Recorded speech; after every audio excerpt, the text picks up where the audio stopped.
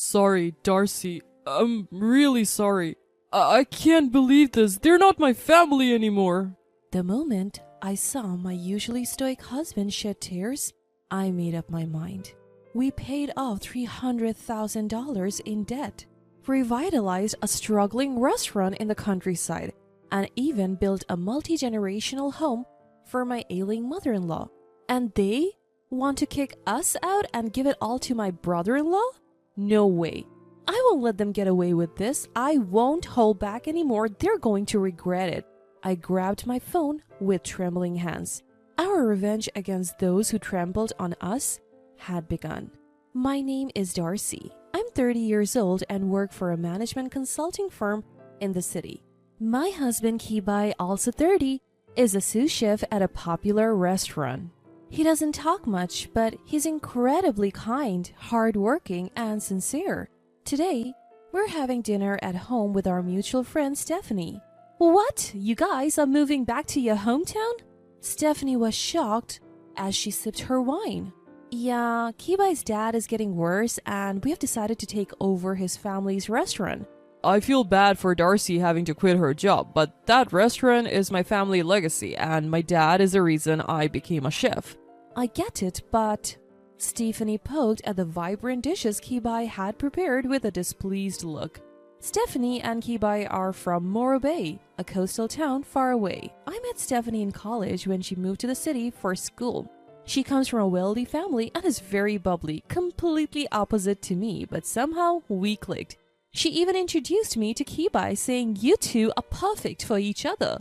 But isn't it a waste? Darcy, you've been working so hard at a management consult at a big company, and Kibai, you're a chef at a renowned French restaurant. Don't you guys have dreams?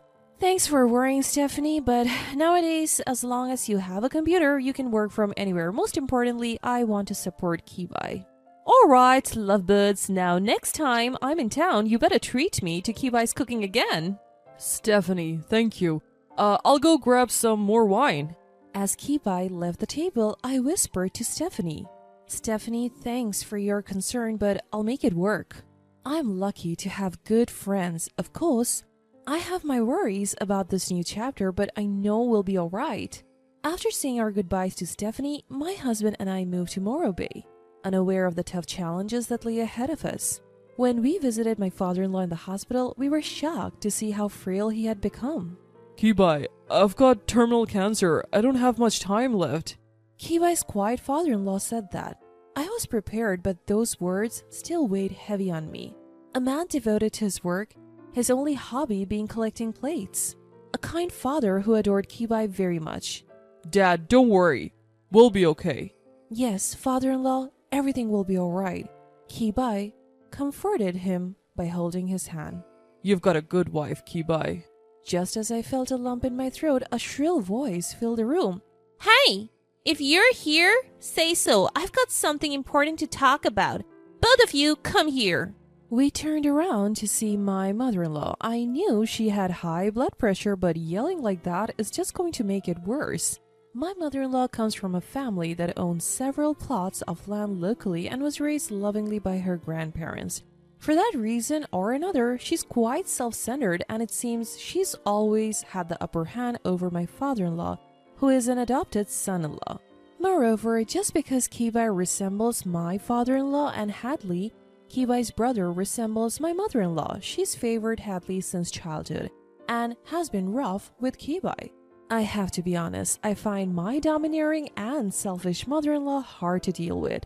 It's about the business, or more like our finances, mother-in-law started. Turns out, the situation was even worse than we imagined. Mother-in-law owns the land where the restaurant is located, and my in-laws lived above the restaurant. Originally, the family restaurant in the countryside had few rivals. Thanks to the locals who loved my father-in-law's cooking, the place barely managed to survive. Now, it's almost earning nothing since father-in-law, who was the only chef, has been frequently unwell. On top of that, my mother-in-law owns a 45-year-old apartment next door. It's now infested with termites and has to be torn down. The costs for demolition and tenant relocation have accumulated, leaving us with a $300,000 debt. Mom, Why'd you let it get to this point? Just sell the restaurant and the land. What are you talking about?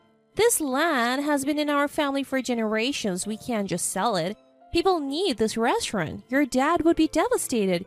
You don't get it because all you know is cooking. Do something. I'm getting old. Kibai, I'll help too. Let's pull through this. So Kibai and I focused on paying off the debt, reviving the restaurant. I had $350,000 inherited from my wealthy father who passed away 2 years ago. When I suggested using it for repayment, Kibai repeatedly thanked me. I had wanted to use the money for other dreams, but now isn't the time to be choosy. Fortunately, Kibai is quite skilled in the kitchen. Kibai's food is just as good as Dad's, said the local customers who started coming back. I used my background in business consulting to improve the parking, decor, and online presence. With a new tourist spot opening nearby, business started booming in a few months. Then father-in-law, who had been ill, finally passed away. We were the only ones present at his side. Kibai, the restaurant, your mom. These broken words were father-in-law's last. It's okay, Dad. Leave it to us. We both tearfully said goodbye to father-in-law. During the funeral, mother-in-law looked visibly worn out. Glued to her side were my brother-in-law Hadley and his wife Lila. Since mother-in-law wasn't doing anything, we had to arrange and pay for the entire funeral. That's quite the work ethic you got there, Darcy. Nice to see a career woman turned restaurant owner. A drunk Hadley started to cause trouble. Kibai had worked hard to pay for his culinary school while being abandoned by mother-in-law with almost no money. Hadley, on the other hand, was pampered and went to a private college. He now works in sales in the neighboring town with a pretty wife. Hadley graduated from the same business school as me, but let's be real, my college was of a higher caliber. Maybe that's his chip on the shoulder, always throwing shade behind my back and making fun of Kibai. Of course, my mother-in-law never told Hadley about our debts, so he's clueless about the hell we went through. I was irritated but chose to ignore it. Then, a scream from Lila. I rushed over to find my mother-in-law, still in her funeral attire, convulsing and collapsed. She was pale and even foaming at the mouth. Kibai, Hadley, and I all scrambled to call an ambulance. Turns out she had suffered a stroke. She was already hypertensive, and the shock of my father-in-law's death and lack of sleep probably contributed. She survived and her speech was okay, but she was left paralyzed and now needed constant care. 2 months after my father-in-law's death, she called us in to talk. I have repaid the debt and the business is going well. Why not build a duplex on that vacant lot where the apartment used to be? I can't live upstairs anymore. Feel free to use your father's insurance money. I was stunned by her audacity but realized she couldn't live upstairs anymore in the shop. We were renting an apartment nearby, but that wasn't free either. We could expand the business by renovating her space upstairs. The last words of my father-in-law crossed my mind. Please take care of the shop and your mother-in-law. That was probably his wish. I wanted to honor those words, even if it meant dealing with my challenging mother-in-law. So we bit the bullet and decided to build a duplex. It ended up costing us almost all of our savings, which we had set aside for our dream. Our dream is over. I'm really sorry. Kibai looked genuinely sorry, and I realized just how much I truly love him. We're doing well with the restaurant and we can always save up money again. Besides, I'm excited about our new home. Let's try to stay positive. Holding back my emotions, I did my best to offer those words of encouragement. We decided to go with a trendy construction company that Hadley connected with through his business networks for our new home. We could have preferred a reputable local company, but we were overruled by Hadley and my mother-in-law. We were busy running the recently reopened shop, so we just gave them our living space requirements and left it at that. The duplex was completed. It was certainly stylish and the first floor was accessible. But the second floor also featured a state-of-the-art kitchen for Kibai.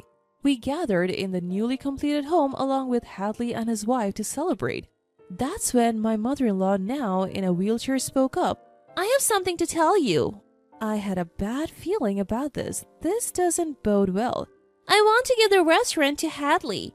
And since Hadley and their team have agreed to take care of things, they'll be the ones living in this house. You all can go back to Los Angeles now. I couldn't believe what I was hearing. We had paid off $300,000 in debt with the inheritance I received.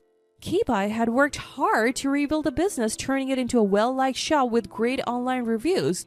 We even built a two-family home to care for my ailing mother-in-law, and now they want to kick us out and give it all to Hadley? Wow, this place turned out nice. Don't worry, Mom and the shop are in good hands. Hadley smirked obnoxiously. I can't wait to cook in this fabulous kitchen. Lila chirped, clearly excited. That must be about the kitchen for Kibai. What's up with these people? This is ridiculous. Since that's the case, don't move in here. Oh, take these dishes your father collected. They don't fit in this house.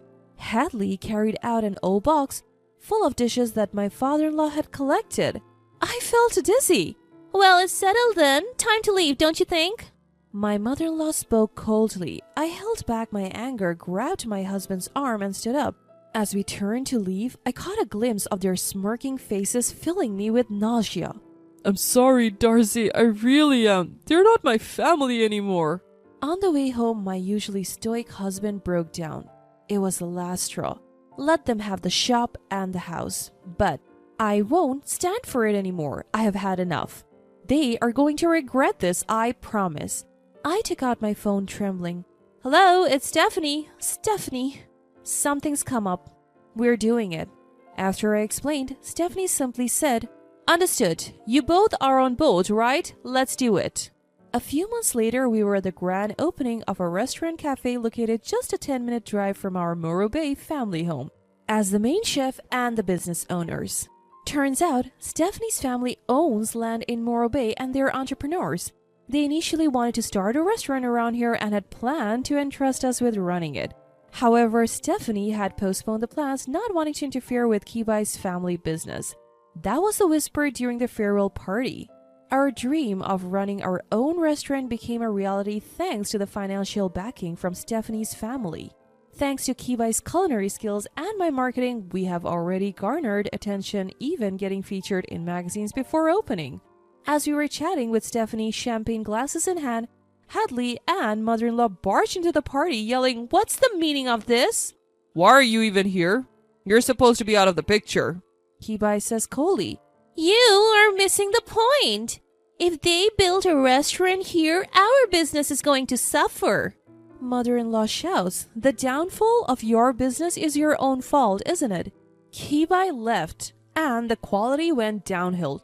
You hired mediocre chefs, so even the locals stopped coming. And let's not forget your online reviews are terrible, mostly because of bad customer service. I calmly retort. Hadley, who always looked down on us, was so angry his face turned red. Damn you, then pay for that house. Kibai retorted, We built that house in the first place, which turns out to be unlivable. Turns out that duplex was a disaster, riddled with leaks and structural issues. Hadley's contractor friend took off, leaving them in a bind. We told you to go with a reputable local contractor, didn't we? You insisted on using your contract. It's not our problem. Kibai and I fired back. And didn't I hear that Lila left? It's impossible to run a failing restaurant and take care of mother-in-law. This woman? Hadley lunged at me. With perfect timing, a crisp pop sound rings out and champagne sprays all over Hadley. Hadley looks stunned while mother-in-law opens her mouth in shock. Stephanie, holding the champagne bottle, says with a smile, You guys brought this upon yourselves. You underestimate two capable people who are dear friends of mine, but thanks to you, we are a huge success. Now leave, we're celebrating here. Drenched, Hadley and mother-in-law, their faces flushed, retreated. We apologized to our guests for the commotion. Though we kept bowing our heads, our hearts were full of joy. A year went by. Mother-in-law and Hadley had to close their restaurant due to poor management. Living in a rundown apartment, it seems Hadley has been juggling part-time work with caring for mother-in-law. One of our regular customers who's been frequenting our restaurant filled us in on their situation. They used to call us up until about 6 months ago, but we're not engaging with them anymore. Our restaurant cafe is now booming. Customers are flocking to try Kibai's dishes and sweets, and Stephanie couldn't be happier. I help run the business while also working as a business consultant in Morro Bay. Oh, one more thing. While organizing the dishes that father-in-law had left behind, we found his will. It read, Kibai, I'm sorry for everything. Don't worry about the shop or your mother. Just run away and be happy with Darcy. Also, these antiques are for you. Get them appraised. What father-in-law wanted to say was exactly this. He didn't want us to take over the business or mother-in-law. He wanted us to be free. Knowing father-in-law's true feelings brought tears to our eyes. We got the antiques appraised and found out they're worth far more than what had been spent on mother-in-law all these years. For now, we're not selling them. We think of father-in-law and say a prayer every day. Calm and happy days have returned to us.